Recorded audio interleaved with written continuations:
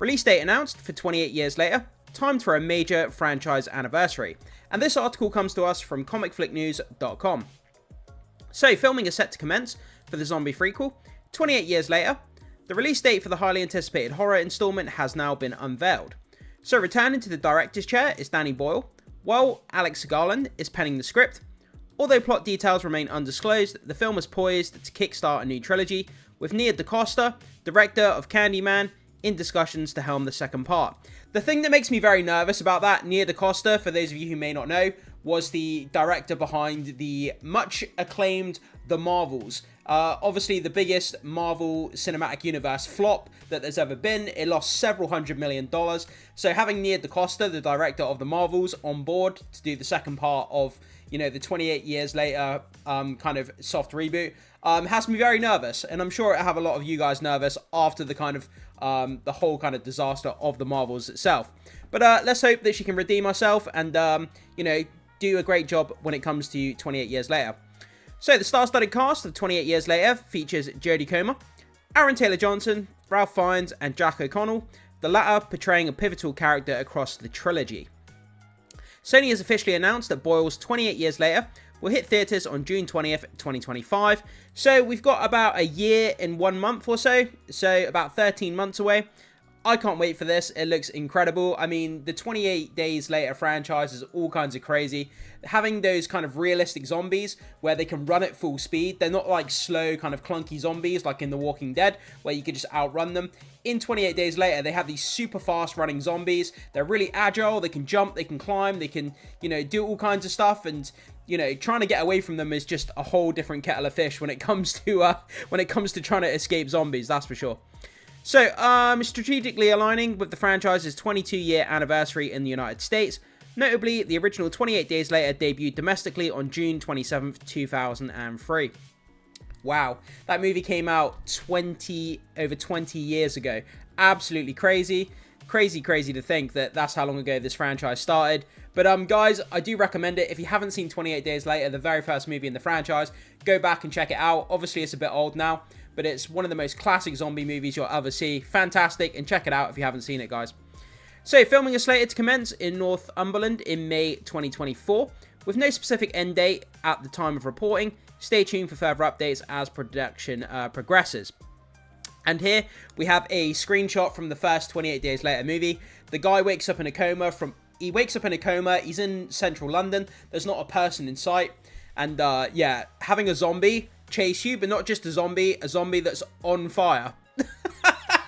So it's a bit of a double whammy, but yeah, this is an iconic picture from that first movie. You know, just absolutely incredible take on the zombie kind of genre, and that, you know, is spurred on obviously a sequel, and now we're getting the 28 years later. So I'm glad they're coming back to this franchise. They realize that they've got a bit of gold here, I think, and I think they're going to mine the crap out of it over the next couple of years. So 28 years later faces big competition. Obviously coming out in 2025, we've got a whole slew of really good big Hollywood movies coming out. Can it contend with those big movies? Let's go down and have a read and see what other movies are coming out around the same time that this 28 years later production is going to be coming out, and see what kind of competition it has. So the revelation of 28 years later's release date arrives amidst a surge of momentum for the film, which has languished in development limbo for nearly 17 years. Development limbo for 17 years. Wow, that's insane. With filming yet to commence, the swift announcement of a release date for the threequel is somewhat unexpected. Yeah, I mean, that release date just came out of nowhere, but it's great to hear that it's officially got a release date now. You know, it kind of feels a lot more tangible, the fact that there's actually a release date. It's not just some kind of production out there in the mythos that may or may not happen. The fact that it's actually got a release date means, you know, we can expect to actually see this movie come out at some point. So, hey there guys, Ryan here. I just wanted to do a quick shameless plug to let you all know I do in fact have a Twitter page here, ReviewFlix. Make sure you come over and join our page so you can stay up to date with all the latest pop culture news that's going on with Marvel, DC, Star Wars, etc. And also we'll be updating all the content that we have from our YouTube channel onto our Twitter page as well, so you can stay informed with everything going on in the world of pop culture. That would really help me out, guys, and would really go a long way to supporting my content and my YouTube channel. Thank you so much. Let's get back to the video. I'm out at some point. So, however, considering the plans for 2 additional installments, It's understandable that the studio is eager to lay the groundwork for the future by expediting the launch of new films. Yeah, the thing is though, we've seen this in Hollywood before where they get ahead of themselves, you know, announcing 2 or 3 movies at a time within a franchise. And, you know, the first movie comes out, doesn't do as well as expected, and then the rest of the franchise is panned. But we have to put out that first movie, the 28 years later, the first part, and hopefully it does well critically, it does well box office wise, and hopefully that will then greenlight the second and third kind of installments. Because if that first movie comes out and it just bombs and it's not well received, then I think the other 2 parts are going to be scrapped pretty quickly. So we have a picture of the zombies here. As you can see, they don't look like your typical zombies, like in The Walking Dead, where they're kind of falling apart and the flesh is like melting off their faces. That's the kind of Walking Dead, the typical thing that you kind of envision when you think of zombies.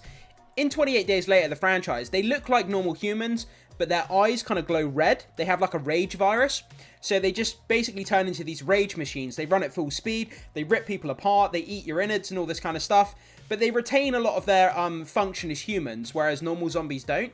And that's kind of what separates 28 Days from a lot of the other zombie movies within the zombie genre. And that's what makes it interesting for me anyway. So, indeed, while 28 years later, June 2025 release date is eagerly anticipated, it also places the film in direct competition with some formidable contenders at the box office. Yeah, this is where it could struggle. Could we potentially see the release date move if other movies are going to, you know, come up against it competition-wise? We'll have to wait and see how that works. So, kicking off this month is the highly anticipated return of the John Wick franchise with the Ballerina spinoff. Could not be more excited for that. Give me all the John Wick. John Wick, give me all the John Wick. As the month progresses, 28 Years Later will face off against other major releases, including How to Train Your Dragon, live-action reboot, and the horror sequel, The Black Phone 2. Yeah, The Black Phone was a very interesting movie. Another movie I recommend watching if you haven't seen it, The Black Phone, really good horror movie. Below is a glimpse of the current calendar of June 2025 movie releases. So this is the movies here that we can expect 28 years later to go up against. So on June 6th, we have John Wick Ballerina, like we already talked about. June 13th, How to Train Your Dragon, live action. That's going to be a mega popular movie, I think, because the animated features have done amazingly well. Seeing this in live action, I think is going to do amazingly well. June 20th, obviously 28 years later.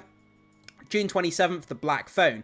So it is surrounded here by some high-profile projects that are coming out that month. With such fierce competition, it will be interesting to see how 28 years later fares at the box office amidst these heavyweight contenders. Yeah, I mean, they're going to have to do some really good creative marketing with the 28 Years Later franchise to get people on board. The zombie genre has been done to death over and over and over, and it's kind of an oversaturated market. We've had The Walking Dead, that's been on for the last like 10 or 15 years, you know, and a lot of people fell off the franchise, and there's just been so much zombie content in recent years. How is this going to separate itself? How are they going to market this movie that's going to get people interested in the zombie genre once again? We'll have to see how the marketing department does. But I think a lot of it, like I say, will come down to the marketing. They're going to have to put out some impressive, you know, posters and trailers and stuff to get people on board. So even after June, 28 years later release date, we'll see it facing the next Jurassic World movie, an untitled film from South Park creators Trey Parker and Matt Stone, and James Gunn's Superman reboot. Since Sony looks to establish a new trilogy with the threequel, its box office success will be vital to seeing how these plans enacted. Yeah, like I said, they got to bring out the first movie, and they've got to do well with the first movie, unless they're going to film all 3 movies back to back. But I've not heard anyone saying that they're going to do that. So if that first movie comes out and it doesn't perform well, then they probably won't go ahead with the other 2. So that being said, given the studio also continues to push forward with Sony's Spider-Man universe, in spite of Madam Web and Morbius' infamous floppings, a strong, crucial reception for 28 years later could be just as beneficial for the future installments moving forward. The franchise's prior installment, 28 weeks later, is available to stream on Hulu. So that's where you can check it out, guys. If you want to see 28 weeks later, you can watch it on Hulu. But yeah, so not only is it kind of like a oversaturated genre of the zombie genre, it's going up against some kind of heavy hitters in the Hollywood movies for the month of June. So it's got a lot stacked up against it. But as I say, the marketing department has got a lot of work cut out for them to try and get people on board for this movie. But the 28 Days Later franchise does hold a lot of weight. It does have a cult following for it. So I think the name itself will lend a lot of credence to this upcoming movie.